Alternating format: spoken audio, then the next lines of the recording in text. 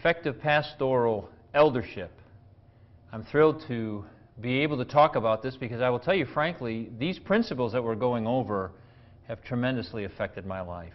So let's begin today. The message today is the effective shepherd. We're talking about improving our people skills as we minister to the people of God. We started with the idea of David as king of Israel.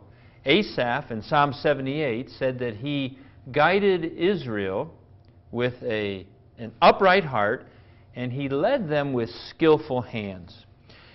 In our outline, in outline number 1, we talked about loving people. And then we talked about the elder should be available. When you love people, you're going to be around them. You're going to be available. And so we want to continue today with our next word. And the next word is simply the word visibility. Another very important word in shepherding God's people is the word visibility. Now, what do I mean by this? Well, I know elders who never seem to show their presence in the meetings of the local church. It's very tempting. We want to hang out with our friends. We want to have that coffee cup back in the church office. No, brothers. We don't want to just talk to our friends. We want to circulate amongst the people of God. We want to be in the foyer. We want to be greeting people with a smile. We want to be asking them how they're doing. How was their surgery? How are their children? I know people that never go out of their way to greet people. You know how it is when you go to a new church and nobody greets you. It's a horrible feeling. We need to set the tone in leadership in our church and be available. We should be visible. Let me just encourage you today, wherever you're serving, don't be an invisible shepherd. Be available, be visible, be getting prayer requests. As people come into the meetings of the church, work your way through the crowds. Talk to the elderly. Ask them how they're doing. Are they over their illness? How'd their surgery go? Is there anything that we can pray for you about? So don't be an invisible elder. Shake people's hands. Smile and greet people. This is a small suggestion. Make sure you memorize people's names. So when they come in, hello, Mary. People love to hear their names. So love-motivated service will make an impact. And here's why, beloved. People are hungry for love. And so we want to be loving elders. And we want to show people that we love them by being visible and by being available. People need to know you love them. All right, our next word. This is so key. Our next word is the word responsibility.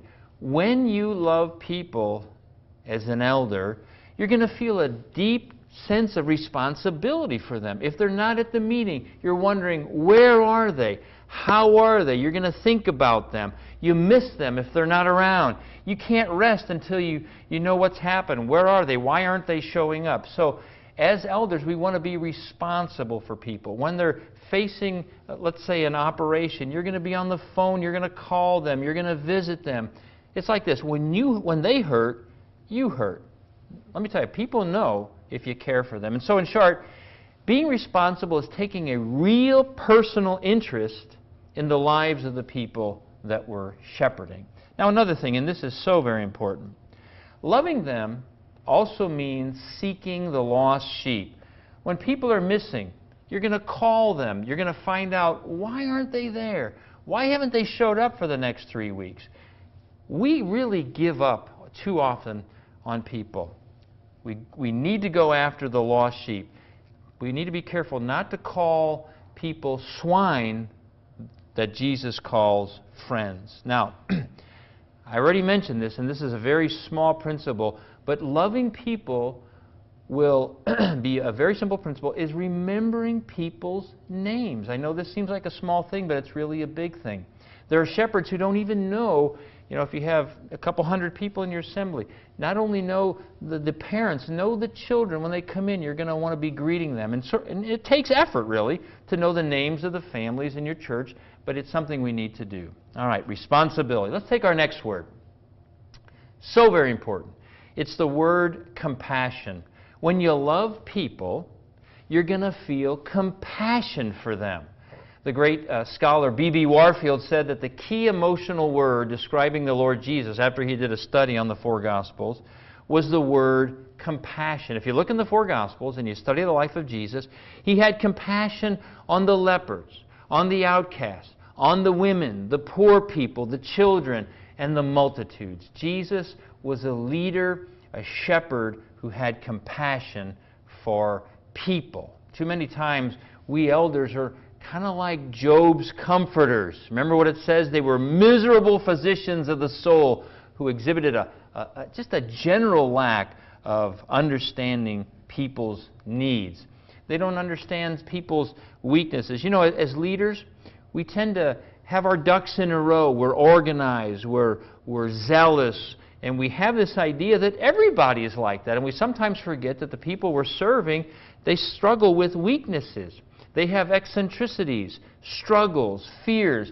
And sometimes as leaders, we get this idea that, all they need to do is pull themselves up by their bootstraps. We think that everybody's problems are self-inflicted and can be solved by pulling themselves up by their bootstraps. And so let me just say, a cold, unfriendly, harsh elder is not a Christ-like elder. Everything we do, beloved, should be marinated in love as we serve the people of God. What's interesting is if you study the four Gospels, one of the things you're going to notice about the Lord Jesus is that women brought their children to the Lord. Now, in that culture, women just didn't walk up to men. And so what does this say about the Lord Jesus? It means he was approachable. He was a warm person. He was receptive. And women sensed this in him. Thus, they brought their children to the Lord Jesus. And so, as servants, we want to be warm. We want to be approachable. We want to be humble and lowly like the Lord Jesus. Now, what does loving people look like in down-to-earth practical terms? And here's our next phrase. Our next phrase is the creating an atmosphere of love. When you love people, you'll create an atmosphere of love in your church. We have this sign out in front of our church. Our church comes right up across, next to a fire station. And I'm envious. They have a sign out in front of the fire station. It's a sign of somebody hugging children, and underneath it, it says, safe place. Beloved, our churches should be safe places. They should be an atmosphere of love. Think about this. Our folks are out in the world, they're getting beat up, the world, the flesh, the devil, an unruly boss, and when they come to the local church, it should be a safe place. And we leaders set the tone, and we should put a priority on having an atmosphere of love in our local churches. When people come to our churches, do they find it warm? Do they find it friendly? Does it have a welcoming atmosphere that demonstrates a love for all people and not just the favorite sheep? Do they sense a Christ-like compassion and the kind of a loving family community envisioned by the New Testament writers? Do they see, for example, when they come to our local assemblies, do they see a care for one another's needs? Do they see Christian hospitality being practiced? Are we unselfish? Are we generous? People are going to know this. Do they observe in our assembly the joy of the Lord? Do they sense a spiritual vitality? Do they sense people reaching out and ministering to a suffering world? We as leaders set the tone for this. And so let me just say this. Love, beloved, is the key to our relationship with the people we're serving. Do you know, studies have shown that when people come to our church and they visit, they will decide within the first 5 minutes whether they're going to come back. And I got to tell you, they don't base it on how nice the nursery is or how great our programs are or even how well our speakers. Studies show that what brings people back is how we treat people. We're in the people business, so we want to be responsible for them, and we want to create an atmosphere of love in our assemblies. It's based on how we treat them. Listen to what D.A. Carson said on this subject. No amount of good works, wisdom, and discernment in matters of church discipline, patient endurance and hardship, hatred of sin, or disciplined doctrine can ever make up for lovelessness. Isn't that important? We could have all these other things, but if we're not loving people, we're failing as leaders. So let's just wrap this up. What have we talked about? Our goal is to improve in people skills. And we've talked about the importance of loving people. Remember, we're not building cars, we don't work in factories, we're not building computers, we're working with people. And it's very important. If you're going to work with people, you must love people. And so what does that look like in shoe leather? As elders, we're going to be available. We're not going to be like a bored elder who simply attends meetings, passes down decisions. We're going to be calling people. We're going to be visiting. We're going to be in the hospital with them. We're going to cry with them. We're going to laugh with them. We're going to be available. Also, we're going to be visible. And now I know this.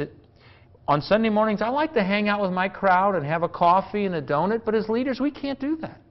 When you walk through your local church, your antennas are up, your radar is on. Are there people that need to be talked to? Are there people alone? You're going to be available. You're going to be visible.